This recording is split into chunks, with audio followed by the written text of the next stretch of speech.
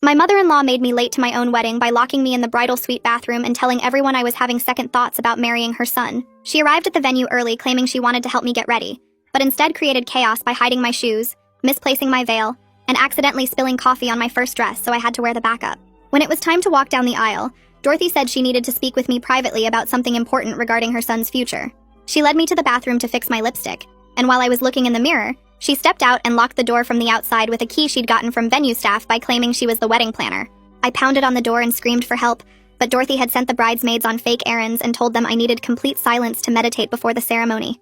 The music started and stopped 3 times while I was trapped in that bathroom, and Dorothy told the 200 guests that I was having a panic attack about the commitment. She actually stood at the altar next to her son Kevin and announced that some people weren't ready for the responsibility of marriage, and maybe this was a sign we should reconsider. She suggested to everyone that perhaps we should postpone the wedding until I was more mature and ready for such a serious step. Meanwhile, I was screaming myself hoarse in a locked bathroom while my father searched the venue for me. When maintenance finally broke down the door 45 minutes later, I ran to the ceremony in tears with smeared makeup, and Dorothy immediately said, "See everyone, she's clearly too emotional for this." The ceremony proceeded, but Dorothy had already planted seeds of doubt in everyone's minds about whether I really wanted to marry Kevin. She whispered during the vows that forced marriages never worked out, and loudly sighed when I said I do like she knew something nobody else did. During the reception, she gave a speech about how she'd tried to help me get ready, but I'd been too stressed and unstable to accept assistance. She said she hoped Kevin knew what he was getting into with someone who couldn't even handle wedding day pressure without having a breakdown. She told the story of finding me locked in the bathroom like I'd done it to myself from anxiety, and she'd been the one trying to help. That's when I decided Dorothy needed to experience what missing important moments felt like. I started with the anniversary party that she'd been planning for a year to renew her vows with Kevin's father. The morning of the event, I called the venue pretending to be Dorothy and canceled everything, saying there'd been a death in the family. I then called all the vendors and canceled the flowers, cake, photographer, and music. When Dorothy arrived at the venue in her renewal dress, she found an empty hall with confused staff who said she'd canceled that morning. She tried to explain it wasn't her, but they had recorded the cancellation call from her number, which I'd spoofed using an app. 300 guests arrived to no party, and Dorothy had to stand there explaining that someone had sabotaged her special day. Next was Dorothy's retirement party from her job as a school principal, where she expected speeches and recognition for 30 years of service. I called in a bomb threat to the school that morning from a payphone, causing evacuation and cancellation of all events. Dorothy's retirement passed without any acknowledgement because the rescheduled party never had the same attendance or energy. She cried about missing her moment after 3 decades of dedication, but I reminded her that I'd cried too when I was locked in a bathroom during my wedding.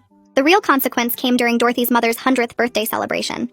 The entire extended family was flying in from around the world for this once-in-a-lifetime milestone. I called Dorothy's siblings and told them she'd said the party was canceled because her grandmother was too sick. I called Dorothy and told her the venue had moved to a different location an hour away. Dorothy drove to the wrong place while her 100-year-old mother waited at the correct venue, wondering where her daughter was. By the time Dorothy figured out the deception and arrived at the right place, it was too late. Over 200 people missed the celebration because of me and Eliana's face when Dorothy finally showed up. Must have been heartbroken. I sat on my couch staring at my phone, waiting for Kevin to come home from his parents' house, but he didn't text or call all night. The next morning, I went to work like nothing happened, answered emails, attended meetings, and pretended I was a normal person, instead of someone who just sabotaged an elderly woman's milestone birthday. June texted me asking how the weekend went, and I lied, saying it was fine, because I couldn't admit what I'd done even to my best friend. Kevin finally came home that Tuesday evening with a bag from his parents' house, and told me he needed space to think. He slept in the guest room for 3 nights straight, barely speaking to me except to ask where the coffee filters were, or if I'd paid the electric bill. On Friday morning, someone knocked on our apartment door at 7:30, and when I opened it, 2 detectives stood there with badges and serious expressions. They asked if I was home and if they could come inside to ask some questions about some incidents involving my mother-in-law. I let them in because saying no would have looked guilty, and they sat on our couch asking about my whereabouts on specific dates, whether I had alibis, if I knew anything about spoofed phone calls or vendor cancellations. One detective, a woman with gray hair pulled back tight, showed me printouts of call records and asked if I recognized any of the numbers. I said I didn't know anything about it, but my voice shook and I kept touching my hair, which I do when I'm nervous. The male detective asked if I'd ever been to the school where Dorothy worked, and I remembered the payphone I'd used for the bomb threat and wondered if they had security footage. They asked about my relationship with Dorothy, whether we got along, if there had been any conflicts between us. I mentioned the wedding bathroom incident because they probably already knew about it, and the female detective wrote something in her notebook without looking up. They thanked me for my time and said they'd be in touch if they had more questions, and after they left, I sat on the floor hyperventilating. I called a lawyer that afternoon, someone June's cousin had used for a DUI, and made an appointment for Monday morning. The lawyer's office was in a strip mall next to a nail salon, and he looked younger than me, which didn't inspire confidence. He listened to everything I'd done, taking notes on a yellow legal pad, and when I finished, he leaned back in his chair and sighed. He explained I could face charges for filing a false bomb threat, which was a felony that could mean actual prison time, plus fraud for the vendor cancellations and harassment for the coordinated sabotage campaign. The bomb threat was the serious one, he said, because it involved terrorism charges and cost the school district thousands in emergency response. He asked if I'd left any digital footprint, if I'd used my own phone or computer for any of it, whether anyone saw me at the payphone. I told him about the spoofing app and using cash for the payphone, and he said that was smart, but the police were good at finding evidence. He quoted me $3,000 for a retainer and said we should wait to see if charges were actually filed before doing anything. I paid with a credit card Kevin didn't know about and left feeling sick. Kevin called me that Wednesday, his voice flat and distant, saying his family knew everything because Dorothy had shown them evidence linking me to all 3 incidents. She had call records, emails from vendors confirming cancellations, testimony from family members about the fake calls they'd received. His Aunt Bonnie had recorded the call where I pretended to be Dorothy canceling the birthday party, and a tech-savvy cousin had traced some of the spoofed numbers back to the app I'd used. Kevin said his family was demanding I face legal consequences, and some of them wanted to press charges. He asked me if it was true, if I'd really done all of it and I couldn't lie anymore, so I admitted everything. He was quiet for a long time, then said he needed more time to process and hung up. I didn't hear from him for 4 days. June came over that Friday night with wine and takeout, and I finally told her everything I'd done. She looked shocked at first, then disappointed, which felt worse than anger. She asked why I'd gone so far, why I hadn't just talked to Dorothy, or gone to therapy, or done literally anything else besides systematic revenge. I tried to explain about the wedding humiliation, about feeling powerless and wanting Dorothy to understand what she'd done to me, but June just shook her head. She said making a 100-year-old woman miss her own birthday was cruel no matter what Dorothy had done to me. 2 weeks later, Kevin texted me that his grandmother Eliana had suffered a minor stroke. The message was short, just the facts, no emotion or extra words. The doctor said the stress and disappointment from missing her birthday celebration likely contributed to it. She was stable but had some weakness on her left side and trouble with certain words. Kevin didn't call or ask me to visit the hospital, just sent that one text and nothing else. I read it over and over, sitting in my car in the work parking lot, and something broke inside me. I'd genuinely hurt an innocent elderly woman who'd never done anything to me, who didn't even know about the wedding bathroom incident, who was just Dorothy's mother trying to celebrate her 100th birthday. The guilt hit me like a physical weight pressing on my chest, making it hard to breathe. I drove home and threw up in the bathroom, then lay on the floor crying until my throat was raw. That night I couldn't sleep, just stared at the ceiling thinking about Eliana in a hospital bed with stroke symptoms, because I'd been so focused on hurting Dorothy that I didn't care about collateral damage. The next few days I couldn't eat, just drank coffee and felt nauseous all the time.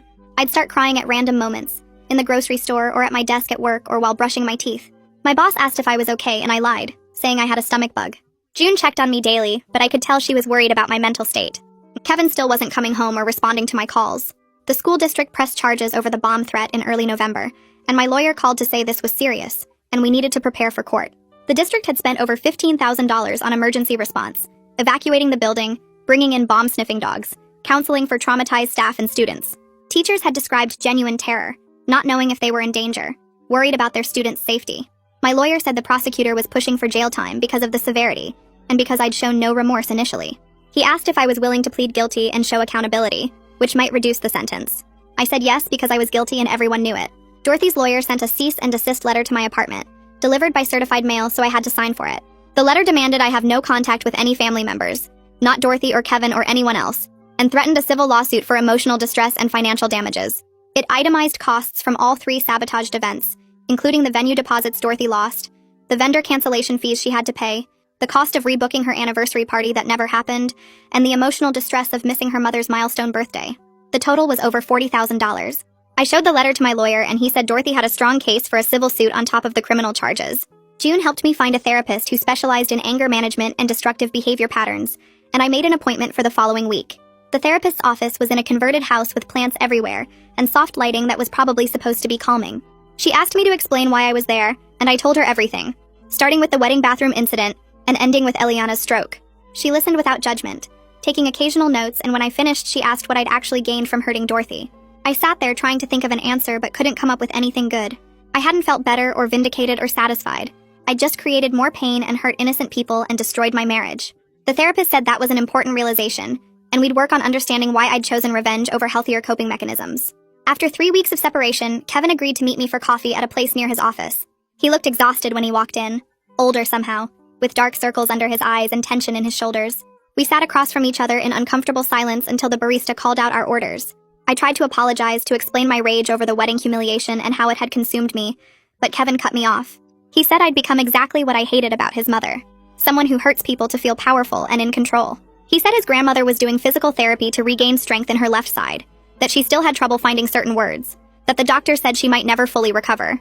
He asked how I could live with knowing I'd caused that, and I didn't have an answer except that I couldn't live with it, that the guilt was eating me alive. Kevin said he didn't know if he could stay married to someone capable of that level of cruelty, that he was questioning everything he thought he knew about me. His assessment cut deep because I recognized the truth in it, that I'd let my need for revenge turn me into exactly the kind of person I despised. Victor called Kevin 3 days after the stroke and told him Dorothy was falling apart at the hospital. She sat by her mother's bed every single day from morning until the nurses made her leave at night, holding her hand and whispering apologies that nobody could hear. Kevin relayed this information to me in a flat voice during one of our brief phone conversations, and I could tell he was watching to see if I felt anything about what I'd done. I felt everything, actually. But the guilt was so heavy I could barely function enough to get through each day. My lawyer called me in for a meeting the following week and explained the prosecutor's offer across his cluttered desk covered in case files. If I pleaded guilty to misdemeanor harassment charges, they would drop the felony bomb threat charge that could send me to prison for years. I would face 2 years probation, 300 hours of community service, mandatory therapy sessions twice a week, and restitution payments to everyone I'd hurt. The number he mentioned for restitution made my stomach turn because I didn't have that kind of money, but he said I could make payments over time. I signed the plea agreement that afternoon because there was no point pretending I wasn't guilty of everything they accused me of doing. The prosecutor's office sent me a list of required written apologies as part of the agreement, and I had to write formal letters to Dorothy, to her mother, to the school district, and to every family member who'd been affected by my sabotage campaign. I sat at my kitchen table for hours trying to find words that could possibly convey how sorry I was for what I'd done to an innocent woman who'd never hurt me. Writing to Dorothy was hard because I still carried anger about the wedding, but writing to her mother was impossible because she'd done nothing except have a daughter who made terrible choices. I finally managed to write something honest about how my need for revenge had blinded me to the harm I was causing people who had nothing to do with our conflict. Kevin came by the apartment to pick up some of his clothes and told me he couldn't even think about reconciliation until he saw real change and genuine accountability from me over time. He said he was staying with his parents indefinitely because his mother needed support and he needed distance from me to process everything. I asked if there was any chance for us and he said maybe, but not now and not soon. After he left, I called June and asked if I could stay with her for a while because being in our apartment alone felt like living in a tomb of everything I'd destroyed. She said yes immediately and helped me pack a bag that same night, not asking questions or making me explain beyond what I'd already told her. My first therapy session happened in that converted house office with plants everywhere, and the therapist asked me to walk through the wedding day incident in detail. I described being locked in that bathroom, hearing the music start and stop, running to the altar with smeared makeup while 200 people stared at me like I was unstable. She asked why that particular humiliation felt so unbearable that I needed to respond with such extreme revenge, and I realized I didn't have a good answer beyond the burning rage that had consumed me. Over the next several sessions, she helped me understand that Dorothy's sabotage had triggered something deeper about feeling powerless and controlled, about being humiliated in front of everyone I knew and having no way to defend myself. I started seeing that I'd recreated the exact same power dynamic with Dorothy, that I'd hated so much, just with our roles reversed and with innocent people caught in the crossfire. The therapist pointed out that I'd become the person who locked someone out of their important moments, who made someone feel powerless and humiliated, who hurt people to feel in control. Kevin's aunt called him to say that his grandmother was discharged from the hospital with some remaining speech problems, and that she was organizing a small make-up birthday celebration at her house. I wasn't invited, and Kevin made that explicitly clear when he told me about it, saying his extended family wanted nothing to do with me after what I'd caused. I had to sit with the knowledge that I'd permanently damaged my relationship with people who might have become my family if I hadn't been, so focused on hurting Dorothy that I didn't care who else got hurt. My therapist received a call from Dorothy's therapist 6 weeks into my treatment, asking if I would be willing to participate in a mediated conversation between the two of us. The idea terrified me because I didn't know what Dorothy would say or how I would handle being in the same room with her, but I agreed because I owed her at least that much after everything. The mediator explained in our preliminary phone call that this wasn't about reconciliation or forcing us to be friends, but about both of us taking real accountability for our actions and understanding the cycle we'd created. The mediation session took place in a neutral office with comfortable chairs and a box of tissues on the table between us, and Dorothy looked older and more tired than I'd ever seen her. The mediator asked Dorothy to speak first about her experience, and she talked about the wedding day with tears running down her face. She said she'd been scared of losing Kevin to someone she thought was trying to replace her in his life, and she'd acted out of fear rather than thinking about how her actions would affect me. Dorothy admitted that locking me in that bathroom was wrong and cruel, that she'd humiliated me in a way I didn't deserve. But then her voice got stronger when she talked about what I'd done to her family. She described visiting her mother in the hospital every day, watching her struggle to form words, knowing that her daughter's revenge campaign had contributed to the stroke that might have permanent effects. I sat there listening and realized I'd never really thought about Dorothy as a whole person with her own fears and pain, just as an enemy who needed to be punished. The mediator asked me to respond, and I had to acknowledge out loud that nothing Dorothy did to me on my wedding day justified what I'd done to her mother. I looked at Dorothy and saw genuine pain in her eyes when she talked about almost losing her mother, about missing that 100th birthday celebration, about the guilt that was eating her alive just like mine was eating me. We were both crying by the end of the session, not because we'd forgiven each other or become friends, but because we finally recognized the real damage we'd caused each other and everyone around us. The mediator helped us see that we'd both acted from fear and hurt, creating a cycle of retaliation that spiraled way beyond what either of us had originally intended. Dorothy said she never meant to humiliate me as severely as she did, that she just wanted to delay things and make me seem nervous, not destroy my wedding day completely. I admitted that I never considered the collateral damage my revenge would cause, that I'd been so focused on making Dorothy suffer that I didn't think about her mother or the school staff or anyone else who got hurt. The mediator called us back 3 weeks later, and this time Kevin came with us. He sat between Dorothy and me in that same neutral office with the tissue box on the table, and his jaw was tight when he started talking. He told us both that he loved us, but he couldn't have relationships with people who hurt others just to manage their own pain. His voice stayed calm, but I could see his hands shaking slightly when he said we both needed to show real change over time, not just apologize and expect everything to be fine. Dorothy started crying and reached for his hand, but he pulled back gently and said he needed space from both of us until we could prove we were actually different people than we'd been during this whole mess. The mediator asked if he wanted to say more, and Kevin looked at me with this exhausted expression that made my chest hurt. He said the woman he married wouldn't have done what I did to his grandmother, and the mother he grew up with wouldn't have locked someone in a bathroom on their wedding day, so he didn't know who either of us really were anymore. Dorothy and I both sat there crying while Kevin explained that love wasn't enough if we kept hurting people, and he was tired of being caught between two people who claimed to care about him, but kept destroying each other and everyone around them. He left before the session ended, and the mediator had to help both of us calm down enough to drive home. My community service started the following Monday at a senior center 3 blocks from my apartment. The coordinator assigned me to help with activities and meal service, which felt appropriate given what I'd done to Eliana. The first day I met residents like Margaret, who told me stories about her grandchildren, and Frank, who needed help cutting his food because of arthritis, and Susan, who got confused sometimes and called me by her daughter's name. Working with them forced me to see elderly people as real individuals, with feelings and memories and families who loved them, not just collateral damage in someone else's fight. Margaret showed me photos of her 100th birthday party from 2 years ago, and talked about how special it was to have all her children there, and I had to excuse myself to cry in the bathroom because I'd stolen that exact experience from Eliana. Frank asked me one day why I looked so sad, and I told him I'd hurt someone's grandmother really badly, and he patted my hand and said the fact that I felt guilty meant I could still become a better person.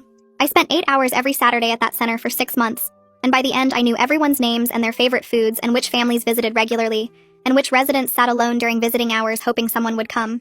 Dorothy's letter arrived on a Tuesday afternoon in a cream-colored envelope with careful handwriting. My hands shook when I opened it and saw 3 pages of her neat script explaining everything. She apologized for the wedding day sabotage and said she'd been in therapy for 2 months working on her control issues and her fear of abandonment. Dorothy wrote that she'd been terrified of losing Kevin to someone she thought was trying to replace her, and she'd acted out of panic rather than thinking about how her actions would destroy my wedding day and humiliate me in front of everyone I loved. She didn't make excuses, but she explained that her own mother had been controlling and critical, and she'd promised herself she'd be different, but ended up repeating the same patterns with Kevin. The letter said she understood now that locking me in that bathroom was cruel and wrong, and she'd spent weeks in therapy unpacking why she felt so threatened by me joining the family. Dorothy wrote that she was working on seeing me as a person instead of a threat, and she hoped someday I might be willing to try building something better than the relationship we'd destroyed. She ended by saying she forgave me for what I'd done to her family, even though it would take time to heal from it, and she hoped I could forgive her too, eventually. I read that letter 5 times and cried through every reading because it was the first time Dorothy had acknowledged the real damage she'd caused me, and it helped me understand she'd been acting from pain instead of pure hatred. I spent a week writing my response, drafting and redrafting until I got the words right. I accepted her apology and told her I understood better now that she'd been scared of losing her son, but understanding her motivations didn't erase what she'd done to me on what should have been the happiest day of my life. I acknowledged that my wedding humiliation didn't justify what I'd done to her mother and her family, and I was sorry for causing pain to people who'd never hurt me. I wrote that I was in therapy too, working on my anger and my need for revenge, and I was learning that hurting people back doesn't actually make the original hurt go away. I suggested we continue our parallel therapy work without direct contact for now, giving both of us time to actually change instead of just promising to change. I told her I hoped someday we could figure out how to exist in the same family without destroying each other, but I wasn't ready for that yet, and I didn't think she was either. I mailed the letter on a Friday and felt lighter somehow, like I'd put down something heavy I'd been carrying. Eliana's note came through Kevin 2 weeks later. He texted asking if he could drop something off, and when I opened the door, he handed me a small envelope without coming inside. The note was written in shaky handwriting that looked like it took effort to form each letter. Eliana wrote that she forgave me for what I'd done, and she understood I'd been hurting, but she needed time before we could see each other face to face. She said she hoped I'd use this experience to become a better person, and learn to handle pain without passing it on to others. She wrote that she'd lived a long life and seen many people make terrible choices, and the ones who mattered were the ones who learned from those choices and grew. Her grace, despite what I'd cost her, made me cry for hours after Kevin left. I sat on my couch holding that note and thinking about how this woman I'd hurt so badly was showing me more kindness than I'd shown anyone during my revenge campaign. I called my therapist and told her about the note, and we spent our next session talking about how to accept forgiveness without minimizing what I'd done to deserve needing it. My therapist started teaching me healthier ways to handle anger and hurt during our sessions. She had me practice setting direct boundaries instead of seeking revenge, and we role-played difficult conversations with her pretending to be Dorothy.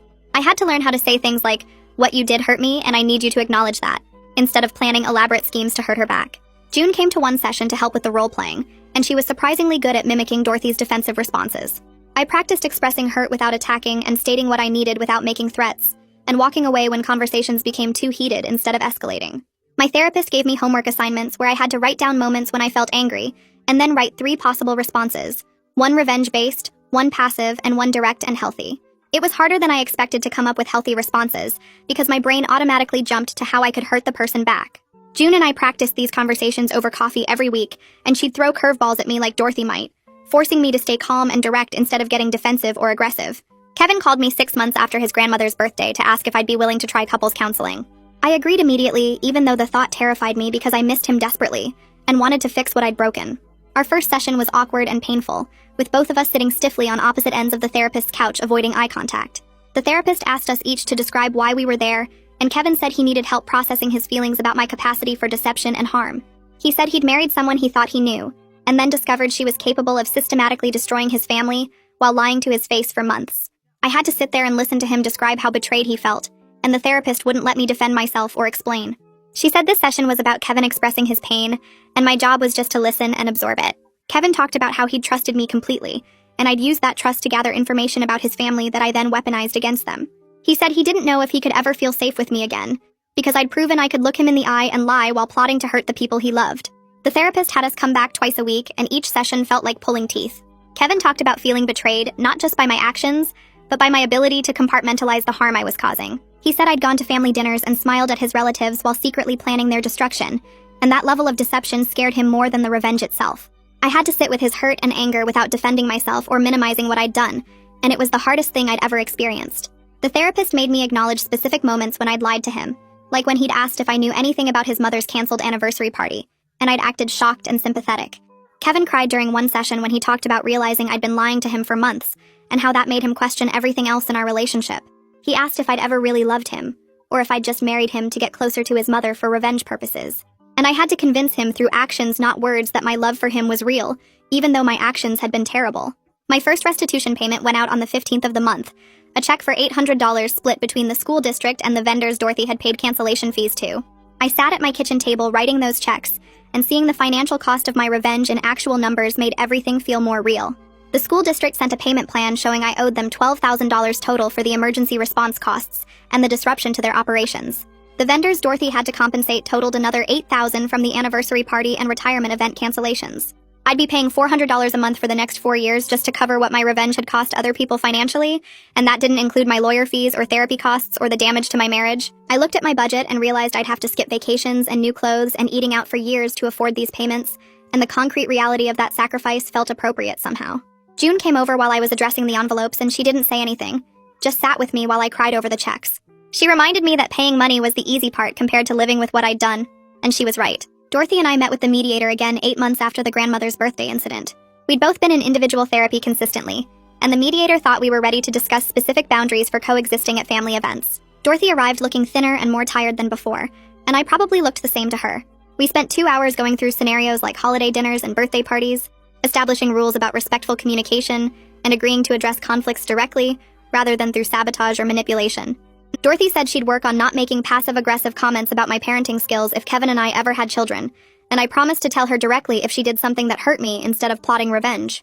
We wrote down actual phrases to use when we felt attacked, like, "I need to take a break from this conversation," instead of escalating or retaliating. The mediator had us practice responding to triggering statements, and Dorothy admitted she knew her wedding day behavior had been cruel and controlling. I admitted that my revenge had been disproportionate and had hurt innocent people who'd never done anything to me. We agreed to keep seeing our individual therapists and to check in with the mediator every few months to make sure we were following through on our commitments.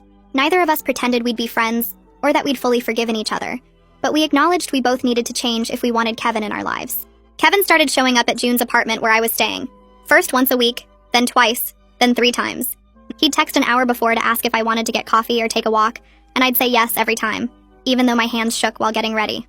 We met at neutral places like the park or the quiet cafe on 5th Street where nobody we knew went, and we talked about his work at the engineering firm, or my job at the marketing agency, or the weather, or anything that didn't involve his family, or my revenge, or the wreckage of our marriage. He told me about a project he was designing for a new office building downtown, and I listened to him describe load-bearing structures and architectural challenges, grateful for conversation that didn't require me to defend myself or explain my actions. I asked questions about the building's design, and he pulled out his phone to show me sketches, and for 20 minutes we were just 2 people discussing something normal and safe. When he walked me back to June's building afterward, he didn't try to hug me or hold my hand, just said he'd text me later in the week. And I watched him drive away feeling like maybe we could find our way back to something that resembled a relationship. The next time we met, I told him about a difficult client at work, and he offered advice without judgment. And the time after that, he mentioned his dad was having knee surgery, and I asked follow-up questions that showed I cared about his family, even though they probably hated me. We were building something careful and fragile, testing whether we could exist together without the weight of what I'd done crushing every interaction. June caught me getting ready for one of these dates, and she sat on the bed watching me change shirts 3 times. She said she was proud of the therapy work I was doing and the restitution payments I was making and the way I was showing up consistently to try to fix things. But then she said she still had moments where she looked at me and felt uncomfortable knowing what I was capable of when someone hurt me. Her words landed like stones in my stomach because I wanted her to tell me everything was fine and I was forgiven and we could go back to being best friends without any weird tension. Instead, she was being honest about the fact that seeing me plan and execute revenge on an elderly woman had changed how she saw me. And that honesty was harder to hear than anger would have been. I asked if she thought I was a bad person, and she said no, just someone who made really bad choices. When she was hurting and she believed I was working to become better, but that didn't erase her memory of who I'd been during those months of planning sabotage. I thanked her for not lying to make me feel better, and she hugged me. And I left for my date with Kevin feeling like maybe I didn't deserve to feel comfortable yet. Thursday evening, I drove to a community center across town for an anger management support group my therapist had recommended. 12 people sat in a circle of folding chairs in a room that smelled like coffee and floor cleaner, and a woman named Nadine who ran the group asked if anyone wanted to share. A man in his 40s talked about punching a hole in his wall during an argument with his teenage son, and a younger woman described keying her ex-boyfriend's car after he cheated on her, and I listened to their stories feeling less alone in my destructive choices. When Nadine asked if I wanted to share, I said I'd done something really bad to get revenge on someone who'd humiliated me, and I'd hurt innocent people in the process, including an elderly woman who ended up having a stroke.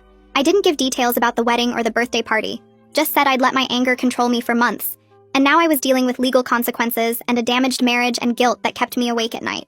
3 people nodded like they understood, and a man named Robert said it sounded like I was taking real accountability instead of just saying sorry, which actually meant something. Nadine asked what I was doing differently now when I felt angry, and I explained about therapy and learning to set boundaries directly, instead of plotting revenge, and she said that was exactly the kind of work that led to genuine change. I left the meeting feeling like maybe I wasn't a monster, just someone who'd made terrible choices and was trying to learn better ones. Kevin's phone buzzed during our couples therapy session the following week, and he glanced at it and said his mom was inviting him to a family dinner on Sunday, and she'd specifically said I was welcome to come if I felt comfortable. Our therapist asked how I felt about that invitation, and I said it felt like Dorothy was trying to make space for me even though I'd hurt her family badly, which seemed like a significant gesture. Kevin asked if I wanted to go, and I said no. I wasn't ready to sit at a table with his relatives who probably thought I was cruel and unstable, but I appreciated that Dorothy was trying to include me. The therapist said it was okay to recognize someone's effort toward reconciliation, while still maintaining boundaries about what I could handle, and Kevin nodded and texted his mom back saying he'd come alone, but thank you for inviting me.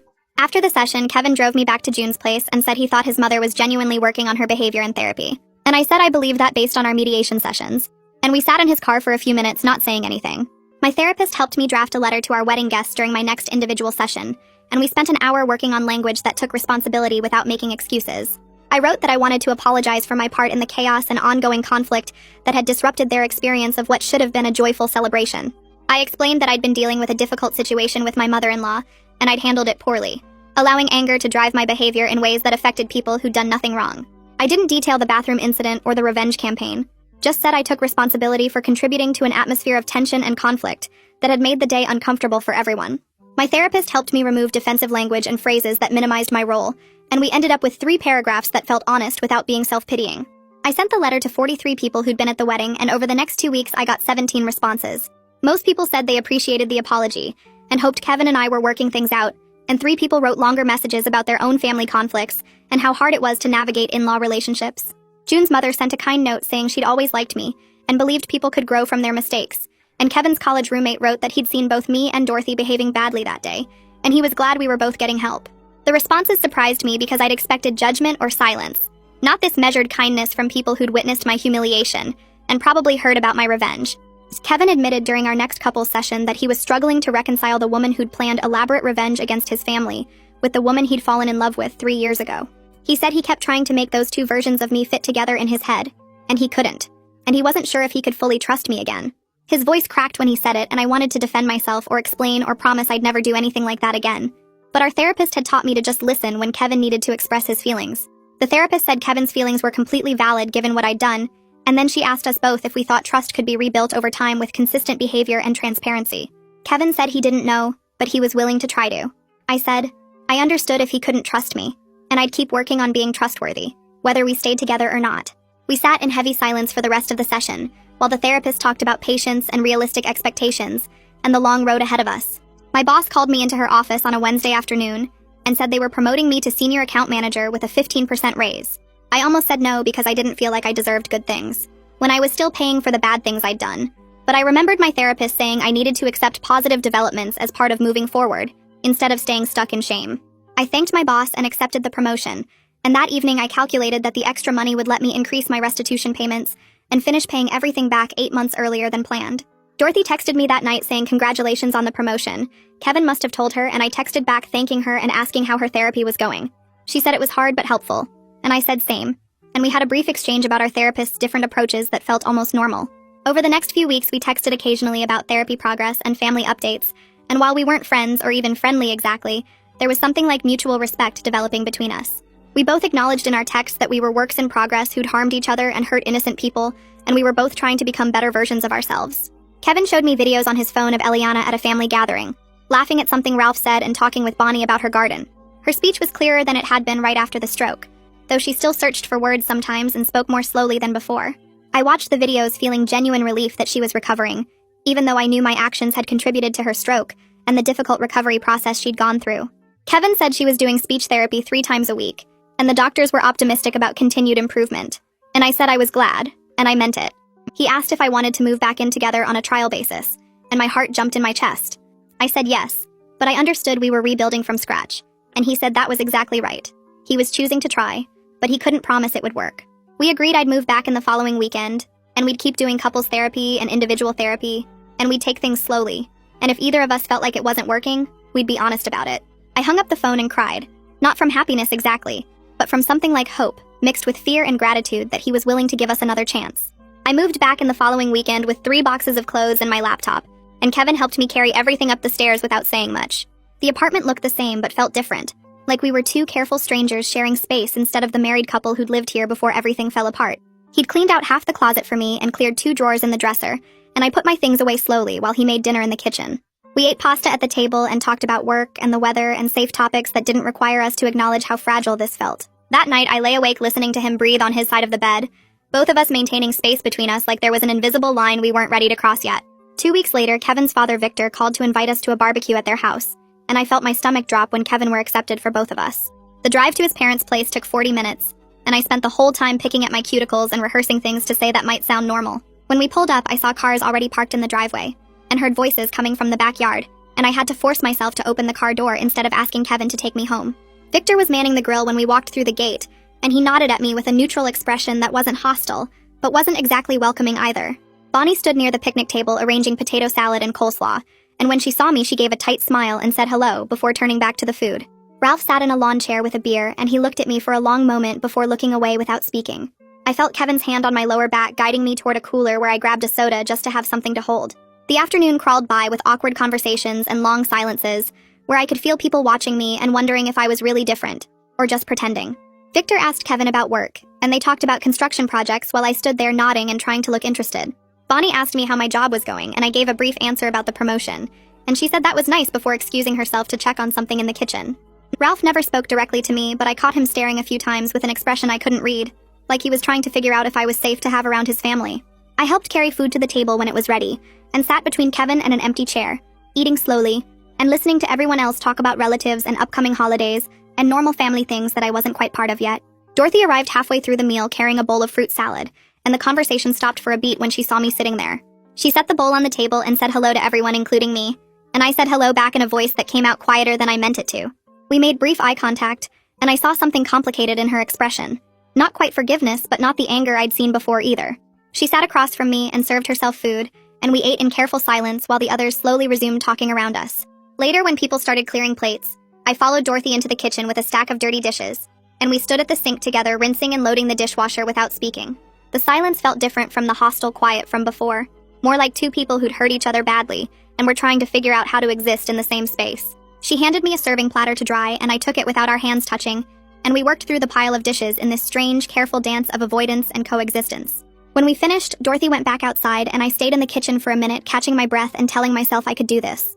Through the window, I saw Kevin talking with his father and Bonnie laughing at something Ralph said, and it looked like a normal family gathering except for the underlying tension that came from everyone knowing what I'd done.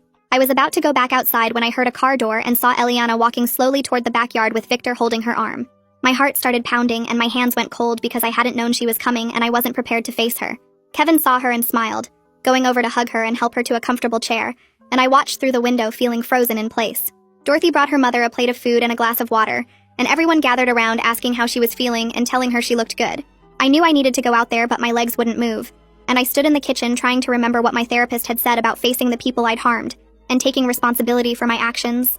I finally forced myself to walk outside, and Eliana looked up when I approached, her eyes meeting mine with an expression I couldn't quite read.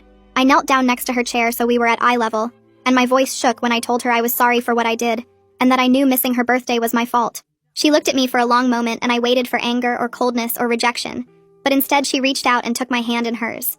Her skin felt thin and papery, and her grip was weak but steady, and she told me she could see I was trying to be better, and that's what mattered now.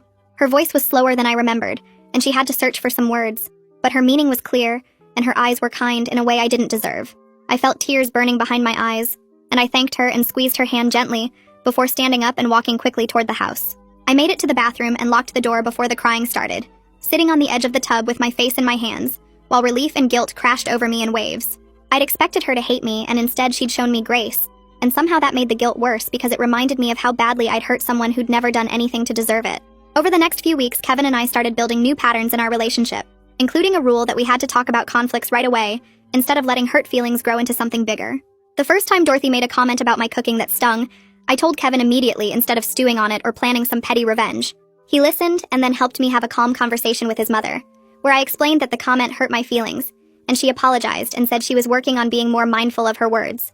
It felt strange and uncomfortable to address things directly like that, but it also felt better than carrying around anger and plotting ways to hurt her back.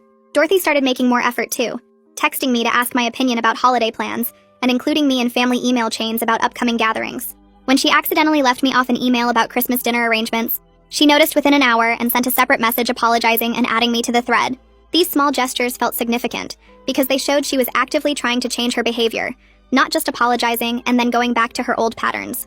My final community service shift at the senior center came on a Wednesday afternoon, and my probation officer showed up to observe and sign off on my completion paperwork.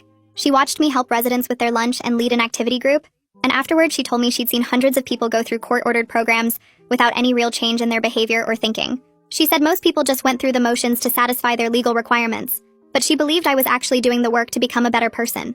Her words made me emotional because I'd spent months feeling like I was irredeemably broken, and having someone official recognize my genuine effort felt validating in a way I hadn't expected. She signed my completion certificate and shook my hand, and I walked out of the center feeling like I'd closed one chapter, even though I knew the emotional work would continue for much longer. Kevin and I celebrated our second anniversary quietly at home with takeout and a movie, and at some point during the evening we started talking about how different this year had been from our wedding day. He said he was glad we were still together after everything that happened, but he acknowledged that we both carried scars from the wedding disaster, and the revenge campaign, and the months of separation and therapy. I told him I was grateful he'd been willing to give me another chance when he could have just walked away and started over with someone who hadn't caused so much damage. We sat close on the couch, and he put his arm around me, and it felt comfortable in a way it hadn't since before I got arrested. The ease between us was still fragile, and we both knew it, but there was something real growing in the space where trust used to be, something we were building together instead of just assuming it would exist. Dorothy texted me 3 weeks after Thanksgiving asking if I wanted to meet for coffee, just the two of us without Kevin or any mediators or therapists present.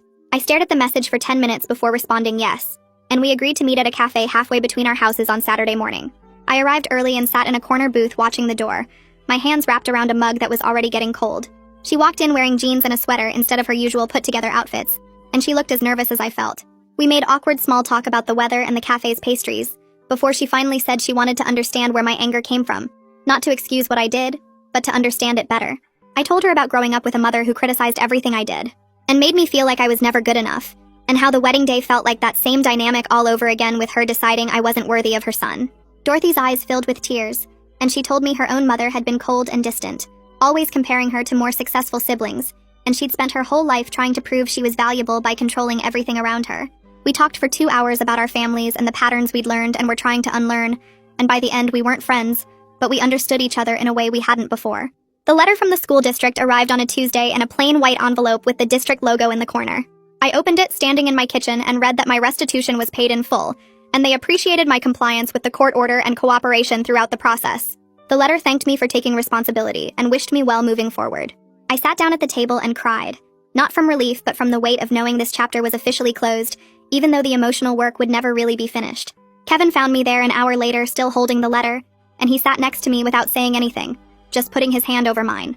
June came over that evening with takeout, and we ate on my couch like we'd done hundreds of times before. She told me she was proud of how far I'd come, and that she saw real change in how I handled conflict and disappointment now. Her words meant everything because she'd witnessed both my worst behavior and my genuine efforts to become better, and she knew the difference between someone just going through the motions and someone actually doing the work. She said I still had a long way to go, but I was moving in the right direction, and that was what mattered. The invitation to the 101st birthday celebration arrived with a handwritten note from Dorothy, saying she hoped I would come and help her coordinate the details this time. Kevin and I drove to the venue together, and I spent the morning setting up decorations and arranging food platters, while Dorothy directed traffic and greeted arriving family members. Bonnie was polite but still kept her distance, and Ralph mostly focused on his own kids. But they didn't leave the room when I entered anymore. I watched Kevin laugh with his grandmother as she told stories about her childhood, and Dorothy caught my eye from across the room and gave me a small nod. Life wasn't neat or fully resolved, and some family members would probably never fully trust me again, but I was here, and I was trying.